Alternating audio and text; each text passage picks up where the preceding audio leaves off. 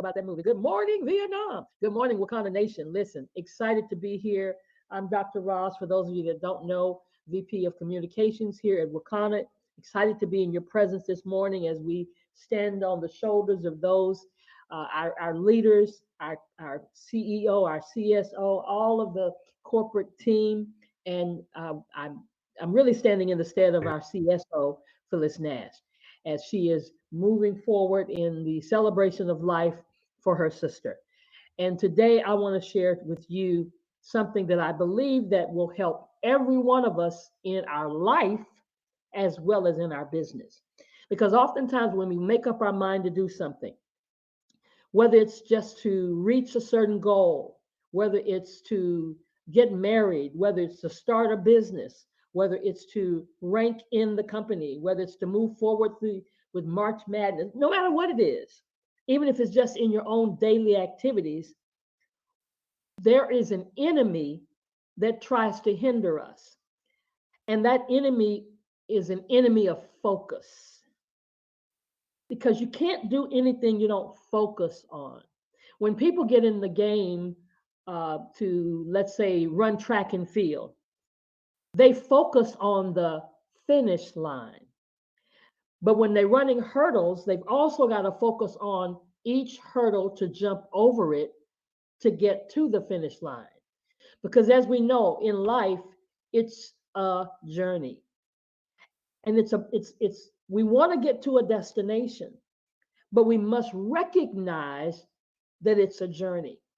And too often, even in this this era of network marketing, this field of network marketing and direct selling, so many times we focus on the end that we don't focus on the journey of getting there. And the journey of getting there is full of ups and it's full of downs. It's full of right turns and left turns. If you get in your car today to drive somewhere, you're going to encounter a lot of things, but you're going somewhere. You're going to encounter traffic. I'm in Houston, Texas. We have so much traffic all the time. It used to be traffic in the morning and traffic at 5 o'clock. That's when you expected traffic. But now you can get on a freeway any time of day and experience traffic. And it's not even an accident or it's not even somebody put on the side of the road. It's just traffic. It's a bunch of folk. And some of you live in cities and towns just like that. So I want to touch on the enemies of focus. Because if we're going to succeed in everything that we attempt to do, everything that we're setting out to do, we've got to stay focused. So, one of the first enemies of focus is distraction. How many of you know that the moment you say you're going to do something, distraction comes? And a lot of times it comes within your own family.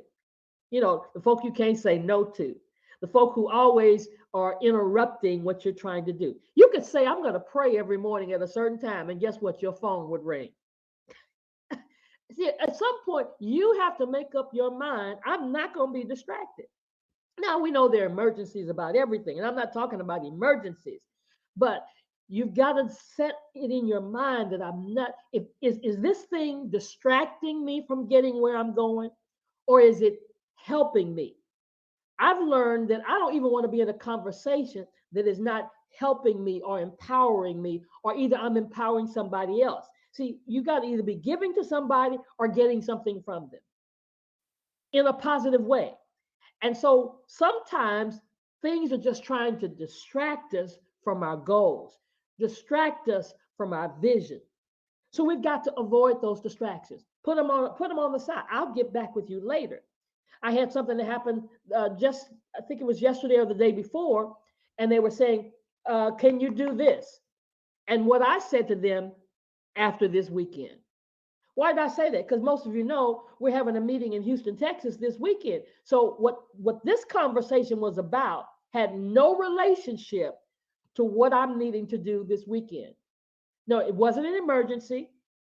It wasn't something that couldn't be put on hold, but it was something that I could say to them, I will talk to you about this on Monday after I get past this weekend. Now, what if I started doing and dealing with that right now? It's distracting me from something that I need to do to get prepared or to move forward. But too often, because we don't know how to say no, or we don't know how to say, okay, I'll get back with you. And when I say get back with you, I mean get back with them. Don't say I'm gonna get back with you and then you never pick up the phone or you never handle that situation. Because some of us are guilty of that. We will say I'll get back with you and we never get back with the person. So when you have to put that thing aside so that you can focus on where you're going. The other thing that is an enemy of distraction or an enemy of focus, excuse me, an enemy of focus is boredom. I'm going to say this because I am a person that I cannot be bored. Okay. One of the things that I did during the cleanse, and I would tell people when I talk to them about the cleanse, listen, yes, you're going to go 21 days all raw, but I'm not eating the same salad all 21 days because I can't be bored. That's why we've got people like Willie Mooney and other folk who have just become professional at coming up with recipes. I love it, love it, love it. I love it when people post their recipes, their different salad recipes, their different plant-based recipes when you're coming off the cleanse, but all these different varieties. I mean, I even Google all these different ways to do salads. Sometimes it's just adding carrots or adding cucumbers or adding something to make it look different that causes you not to be bored. And many of you are like that. You get bored of something, and once you're bored, you off to something else. So you don't stay focused. You don't stay true to that particular thing because you easily get bored. So you do things to be creative to cause you not to become so bored that it causes you to lose your focus. The third enemy of focus is not having enough data about who you are. So you got to know yourself. You got to know what makes you tick, what gets your juices flowing, what gets my juices flowing is doing what I'm doing right now. I love to teach. Teaching is my passion. Teaching is my gift. And I love to do it. I love to empower people amongst everything else that I do. Y'all know I love music. Y'all know I love sports. But more than anything else, I love to teach. So you've got to know who you are and what keeps you focused. Because sometimes we're busy, but we're not productive. There's a difference. That's why our CSO always tells us about doing money making activities. Our training of development always talks about money making activities. You hear Willie Mooney talking about money making activities. So just because you're busy doesn't necessarily mean you are productive. So if you got to see where your time is going, you got to check yourself and make sure, am I being productive? Because you know you. Nobody knows you better than you know you. And then the fourth thing that is an enemy of our focus is a to-do list. See, now you thought I was going to say something else, but yeah, a long to-do list. Let me be real more specific because it's not about having a to-do list because to-do lists are great, fantastic. I always have a to-do list.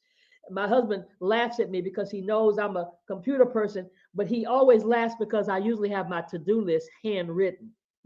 I still write some things on paper, but a long to-do list can be an enemy of your focus because too often we look at a to-do list as something you have to finish all of it. That's not the purpose of a to-do list. The point of a to-do list isn't to do all the things today, but to keep a running tab of things to be done. It's to have a checklist. It's to encourage you that you got something done, even if it's one thing on the list. But stop getting frustrated and just, messed up because you didn't, golly, I had 10 things on the list and I didn't get none of them done. I didn't get all of them done. Did you get one of them done? If you didn't get any of them done, is it because you got distracted? Is it because, and again, don't misunderstand me. I'm not talking about an emergency that came up and now you couldn't do anything because what's important is what's important. There are things important in life that happen to us, all of us, and then we have to focus on that. And it's okay. But guess what? Once you're done with that, now you can get back to that list. But don't get so messed up in your head because you didn't get all of it done. So that long to-do list can sometimes cause us to lose our focus. And then fifth thing is the lack of big results. Oh my goodness. So many times I listen and we hear people and we all think about what we did not accomplish, what we did not conquer, where what we did not reach. I'm gonna flip it. What did you accomplish? Okay, let's give your pat yourself on the back. You show up every morning right here. I need you to pat yourself on the back for showing up to hear something every morning to empower you to get you going because you don't know the day that it's gonna click. Maybe you haven't reached the goal yet, but you don't know that moment that something's going to register in your spirit, in your brain, to get your juices flowing, to cause you to succeed. And we too often are in conversations about what's not happening. When you make any progress, did you hear me? Any progress, give yourself some credit. Because we don't usually realize when we're moving forward. The, I've talked about the story of the tortoise and the hare. You learned that as a kid, right? He was moving slow, but he beat the hare. He got to the finish line. So I need you to encourage yourself. I need you to be encouraged. Just making incremental progress. We don't even realize when you're moving forward. I tell people when they show up for the deep dive training, give yourself credit. You showed up on a Saturday. If you show up on a Saturday morning when Minister Mooney and I teach, give yourself credit. On a Tuesday night, on a Monday night, whatever you show up for. If you show up and you have a grand opening and one person shows up, give yourself some credit for going after it. Because that one person may lead you to 1,000 people. I am learning how important it is to not judge by the numbers. Because that one person leads to two and that two leads to four. Come on, do exponential math. 2 to 4, 4 to 8, 8 to 16, 16 to 32. See, y'all know I can multiply. Yeah, so you got to recognize you don't know where it's taking you. And when we don't see big things happen, what we call big things, when we don't see big things happen at work or in business or in life, it's easy to think that we're doing something wrong or that nothing is actually happening at all. And I'm going to close you with this understanding. When a farmer plants a seed in the ground, he sees nothing happening, absolutely nothing. But is there something happening? Yes. There is scientific proof, there is demographic proof that the seed begins to do something. It's called germination. It begins to do something with the seed connecting to the ground. And it does all of this work out of sight. What am I saying, Wakanda Nation? If you're putting in the work, something's happening. Whether you see it or not, it will produce because eventually the farmer sees a sprout. But he would never see the sprout if he had never, ever planted the seed. So the challenge today is plant the seeds. What are the seeds? Talking about your business, showing the presentation, telling somebody about the three-way call, getting on a three-way call, making sure that you make contact with people, piquing their interests. All of that is seed planting.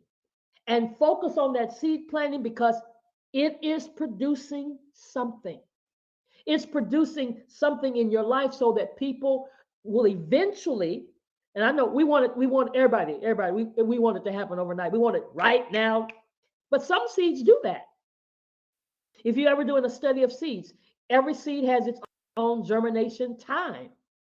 And some of the smallest seeds take longer to germinate than others. And then some big seeds. I mean, you got trees in your yard at your home. It took a long time for that tree to get where it is. But look here, it's standing the test of time. I've got a tree in our front yard. It stood through hurricanes. It stood through storms, all of that. But it took a long time for it to grow. So focus. And productivity, it's a skill like anything else that you learn. And you learn it from practicing. You learn it from making mistakes. You learn it from failure. You learn it from being determined. So make a list of your own weaknesses. Make a list of your own strengths. This is going to develop your focus and your productivity. And then lastly, get some help. It's okay to ask for help. If you know you're weak in an area, I tell people, oh, that's not my strength. So guess what? I got somebody to help me with those areas that are not my strength. So today, let's focus, Wakana. Let's focus, Wakana Nation. Let's get busy. Let's plant some seeds everywhere. Because the scripture says, cast your bread on many waters. And you don't know which one is coming up, if it's going to be this one or that one. Because here's what I've learned. The very people I thought would do Wakana Nation, would do this business, were the ones who didn't. And the ones that I didn't expect to do it, those are the ones who are really involved. So you just focus on casting the bread on many waters, planting your seeds, and watch it come to pass. Have a great day, everybody. We'll see you tomorrow, same place, same time, same station. Have a blessed day. Bye bye for now.